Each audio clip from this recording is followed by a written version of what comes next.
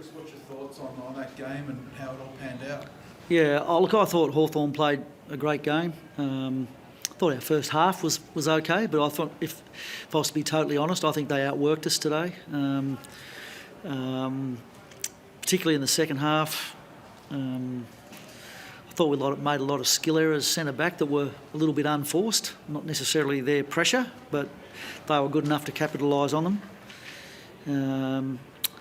And even though we won the clearances by a handsome number, I think a lot of those were front half and back half. I thought we lost the contests sort of all around the ground really, particularly in our front half.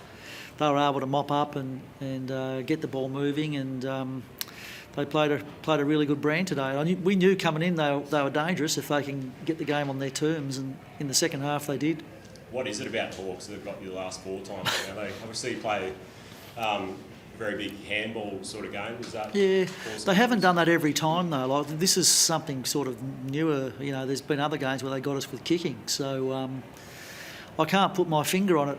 Other than maybe we need to get them up to the Gabba and play them up there. I'm not sure, but no, well, there hasn't been a game at the Gabba in that period of time. I think it's 2 or 3 times in Launceston, twice here and twice in Launceston. So that's not an excuse though. We needed to play better today, and we're really disappointed with our performance. Yeah, you said they outworked you. Why do you think that was? You're obviously coming off the bye there. Yeah, long stretch. I don't know. That's twice now this year. Our first game in round 1, you have the 2 weeks off before the season starts, and this time around you have the 2 weeks off after your bye. It's hard to say. We changed the way that we trained this time around to try and get a better result, but we've fundamentally got the same result. So we'll just have to keep working on that. Fortunately, we don't have to wait. We don't have to go through a bye next week. We just got to pick ourselves up and get going again. How's Hugh McCluggage, and how concerning was it to watch that unfold late in the fourth quarter? Yeah, I haven't seen a replay of it. Obviously, he stayed down on the ground. He's concussed. He's okay at the moment. Has just had a chat to him. He'll obviously miss our next game. But the main thing is that he makes a good recovery. So you didn't see the incident really at all? You don't have any? No, I haven't had a chance to look at the replay of it, so I wouldn't want to comment on it. Yeah. With the skill errors today in the back half, as you say, that's been uncharacteristic. How concerning is that, particularly on a ground like the G, where there's plenty of space for teams to punish it? Yeah, that's again, it comes down to work rate though and spreading. But we actually had the targets there to hit. We just missed them. So I can't explain to you why we did that. It's not a characteristic of ours this year. We've been pretty good in that department. So I guess the critical thing is, yeah, that's what happened today. We've just got to get it better for next week. You obviously won the final here against Melbourne last year, but do you think the MCG is an issue, or how do you see it? Oh, if you want to make it one.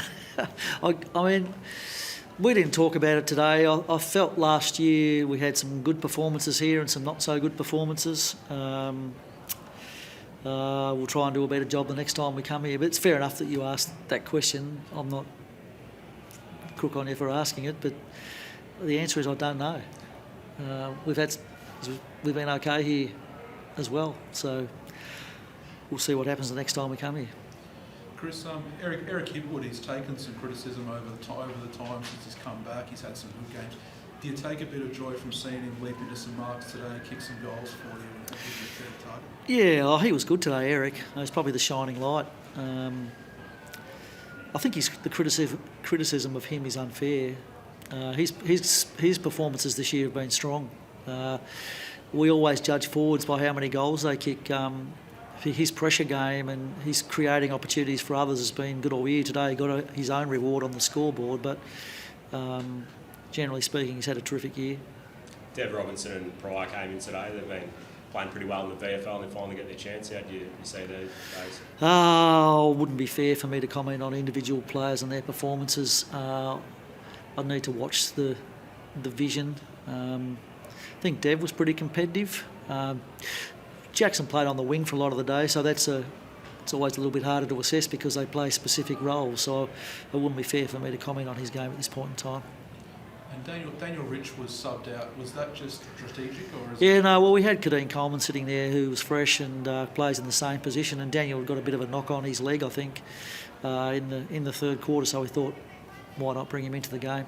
And Coleman as a sub, that probably took some people by surprise. Do you have a reason around that? Who's that? Coleman as a sub, Kitty Coleman.